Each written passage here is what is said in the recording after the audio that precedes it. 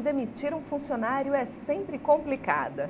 Quando mandar embora sem justa causa e quando demitir com justa causa? O que leva à demissão por justa causa? As perguntas são muitas e para respondê-las estamos recebendo hoje o advogado especialista em direito civil, penal e trabalhista, Glauton Rolim. Glauton, muito obrigada por estar aqui conosco. Obrigado a você. Eu gostaria de começar com a demissão sem justa causa. Correto. Quando ela acontece, tem que existir alguma justificativa por parte do empregador ou ele pode simplesmente falar, não, você está demitido? Não há uma justificativa. As justificativas, quando há, é a demissão por justa causa. Na demissão sem justa causa, ela acontece quando o empregador, por algum motivo ou outro, não tem mais interesse na força de trabalho daquele empregado.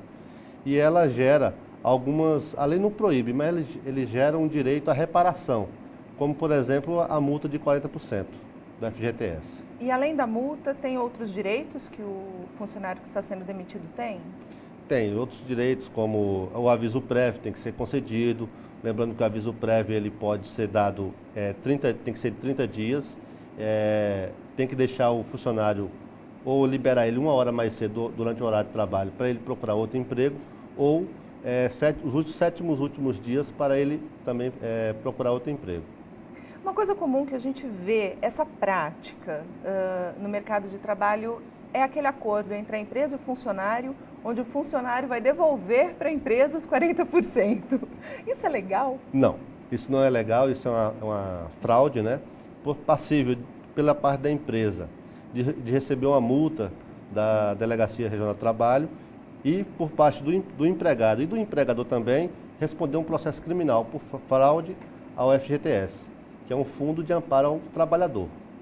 E quando acontece a demissão com justa causa? Bom, a demissão por justa causa, ela é elencada pelo artigo 482 da CLT.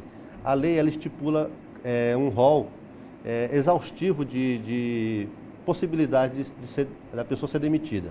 Como, por exemplo, embriaguez no trabalho, desídia, quantos mais no trabalho, quando a pessoa... falta grave, Quando a pessoa desacata o Isso. A falta de respeito na relação de trabalho, o assédio com um colega ou patrão ou cliente por motivo sexual ou então de uma forma vexatória para a empresa. Qual que é o procedimento na demissão por justa causa? Simplesmente manda embora ou tem que existir uma coleta de provas? Existem outros procedimentos que devem ser tomados antes? Como eu falei antes, a lei ela não impede a demissão. Contudo, a lei, para evitar demissões involuntárias, demissões arbitrárias e deixar o funcionário sem amparo, ela estipula uma gradação. Você tem para aplicar uma determinação, por exemplo, vamos supor que o funcionário utilize demais a internet e ele vá continuadamente aquilo. Essa é uma ótima pergunta, né? Porque com esse negócio de redes sociais está todo mundo justamente, Orkut, MSN, etc.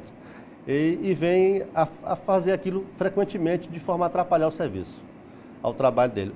O chefe ou o supervisor dele pode ter uma conversa com ele, explicando, chamando a atenção a ele, de uma forma informal, apenas para chamar a atenção do funcionário. Bom, essa primeira etapa não funcionou, há uma segunda etapa que é uma advertência verbal. Isso por escrito, para que o funcionário fique ciente e que ele tome uma providência. Não funcionou. Suspende o funcionário por 1, 2, 3 dias. Uma forma também de chamar a atenção a ele. Tentar reconduzi-lo à normalidade do serviço. Não funcionou? Aí abre-se um processo administrativo dentro da empresa para apuração de falta grave.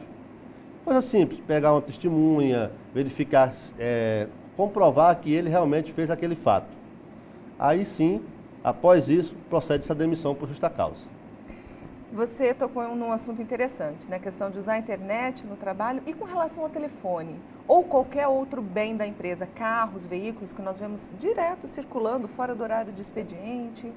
A empresa ela deve ter aquela conversa inicial quando vai contratar. Você pode fazer isso, seu dever é esse, você tem que cuidar de tal coisa. Então, são essas as atribuições do funcionário, deveres e obrigações dele, né? E direitos. A empresa, muitas empresas disponibilizam celular, disponibilizam carro ou telefone, qualquer patrimônio da empresa que ela disponibiliza para o funcionário, é passivo dela haver um controle, o computador, etc. Então, na demissão por justa causa, tem uma série de medidas que têm que ser tomadas, né? Uma pergunta agora mais específica. Uma mulher grávida, ela pode ser demitida tanto por justa causa quanto sem justa causa? Pode. Vamos falar com justa causa. Vamos supor que ela esteja grávida e furte, por exemplo, uma cliente. Demissão por justa causa, abre-se um processo, tranquilo, sem mais problemas.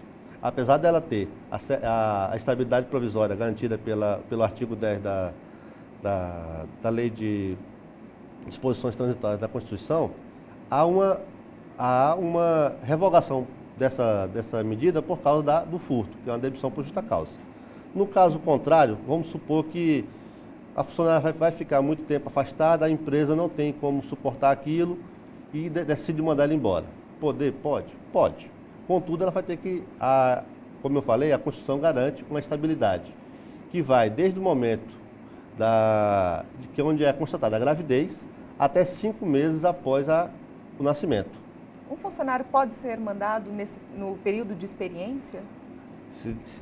Experiência, vírgula. O contrato de experiência, quando devidamente assinado, ele é um termo que se coloca de experiência, como o próprio nome diz, para averiguação. Saber se aquela pessoa tem interesse, tem as características necessárias para a empresa.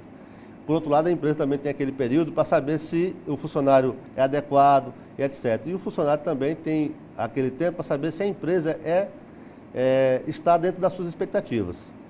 O contrato de experiência ele pode ser por até 90 dias. Pode ser prorrogado por apenas uma vez e não pode ser superior aos 90 dias. Então, geralmente, o que se faz? 45 dias mais 45. No caso da empresa, com 30 dias, ela verificou que o funcionário não é bem aquilo que ela desejava.